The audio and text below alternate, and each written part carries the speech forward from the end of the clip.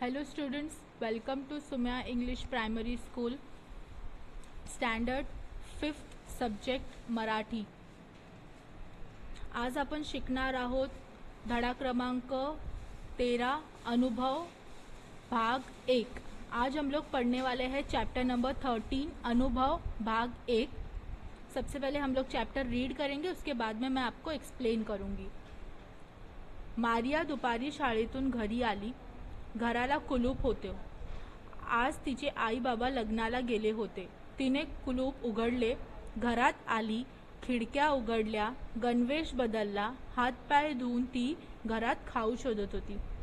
Maria दुपारी शाळेतून घरी आली. मारिया ये जो गर्ल जो बताई गई है हम लोग को फोटो में, इसका नाम क्या है? मारिया है. और दोपहर में ये स्कूल से घर पे रिटर्न आ गई थी. घराला कुलूप होते यानी घर को लॉक था. आज तिचे आई बाबा लग्नाला गेले होते. आज उसके जो मम्मी और डैडी थे वो लग्नाला गेले होते. लग्नाला यानी शादी में गए हुए थे. तिने कुलूप उघडले, उसने कुलूप उघडले यानी दरवाज़ा ओपन किया. घरात आली, घर में एंटर हुई. खिड़कियाँ उघडल्या, खिड़कियाँ जितनी भी थी घर की वो खोले. गणवेश बदलला यानी यूनिफॉर्म चेंज किया. हाथ पाय धुवून ती घरात खाऊ शोधत होती. और हाथ मुंह धोने के बाद, फ्रेश होने के बाद वो घर में खाने के लिए कुछ ढूंढ रही थी. अचानक खिड़क्यांची दारे एकमेकांवर धाड़ धाड़ आपटू लागली. और अचानक में क्या हो गया, खिड़कियों के जो दरवाजे थे वो धड़ धड़ एक दूसरे के ऊपर बजने लग गए. वारा करके करत वाहू लागला और जोर जोर से हवा बहने लग गई. आभाळात ढगांची गच्चीच गर्दी केली और आसमान में जो बादल थे वो बहुत ऐसे एक साथ में जमा हो गए थे, गर्दी हो गई थी.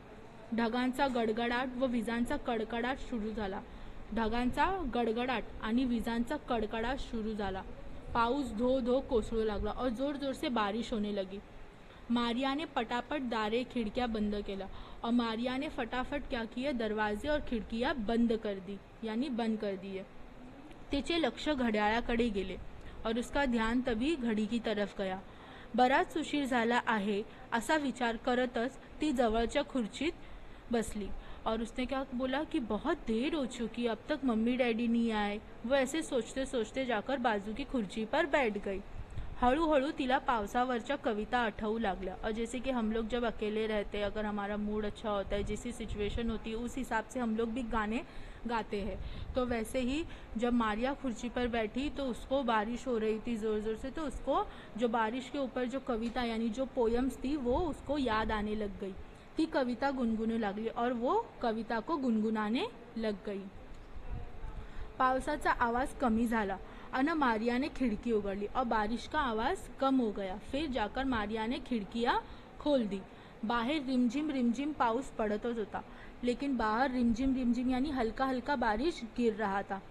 वाहणाऱ्या पाण्याचा खळखळाट हळूहळू कमी झाला. वाहणाऱ्या पाण्याचा यानी जो बहते हुए पानी का जो आवाज़ होता है उसको कहते हैं खळखळाट. वो हळूहळू यानी धीरे धीरे कम हो चुका था. आणि थोड्याच वेळात पाऊस थांबला और थोड़ी देर में क्या हो गया, बारिश पूरी तरीके से रुक गया. झाडांच्या पाण्यातून टप टप पानी गळत होते. अभी बारिश इतने ज़ोर से आया था तो पूरे पेड़ पौधे वगैरह सब भीग चुके थे और उनके पत्तों में से जो पानी गिर रहा था उसका पानी का आवाज़ आ रहा था. टप टप पानी का आवाज़ आ रहा था. पानाआड बसलेले पक्षी बाहर आले और जो पंछी पानों के अंदर छुप कर बैठे थे बारिश आने की वजह से वो भी बाहर आ चुके थे. पंखांची फड़फड़ करून त्यांनी अंगावरील पानी झटकले. पंखांची फड़फड़ करके यानी अपने पंख हिला के जोर जोर से उन्होंने अपने पंख के ऊपर का पानी झटक दिया. मारिया ने आकाशाकडे पाहिले. मारिया ने अपनी खिड़की में से आसमान की तरफ देखा. बाहर लख ऊन पड़ले होते और बाहर बहुत कड़क धूप गिरी हुई थी. लख यानी बहुत कड़क धूप गिरी हुई थी. सगळीकडे कसे स्वच्छ आणि सुंदर वाटत होते और सबके तरफ तो मतलब आजू बाजू की तरफ सब एकदम स्वच्छ यानी क्लीन और सुंदर यानी ब्यूटीफुल दिख रहा था. जैसे बारिश आने के बाद देखो, अगर बारिश बंद हो जाती है तो हमारे जो आजू बाजू का जो एरिया है वो हम लोग को कितना साफ़ सुथरा दिखता है. वैसे ही मारिया ने जब खिड़की ओपन करके देखा तो उसको सब सुंदर और स्वच्छ दिखाई दिया. तेवढ्यात दारावरची बेल वाजली और उतने में क्या हुआ, दरवाजे पर की बेल बच गई. डिंग डॉंग आई आली असे म्हणताच मारिया पळत पळत दाराकडे गेली और दरवाजे की बेल बजी. और जैसी उसने बेल की आवाज़ सुनी कि डिंग डोंग करके बेल बजी, वैसी वो ज़ोर से चिल्लाई कि मम्मी आ गए, मम्मी आ गए. और वो दरवाजे की तरफ ज़ोर से भागी. तिने दार उघडले. मारिया ने दरवाज़ा ओपन किया. आई बाबांना पाहिले, मम्मी डॅडी को देखा. इतका वेळ वाट पाहत कंटाळलेली मारिया आईला जाऊन बिलगली. और इतनी देर से मम्मी डैडी का इंतज़ार करती हुई मारिया ज़ोर से जाकर मम्मी के गले लग गई. आई ने तिला प्रेमाने जवळ घेतले और उसकी मम्मी ने भी उसको प्यार से अपने नज़दीक लिया. इसी तरीके से हमारा जो एक्सप्लेनेशन है वो यहीं पर एंड होता है. Thank you so much.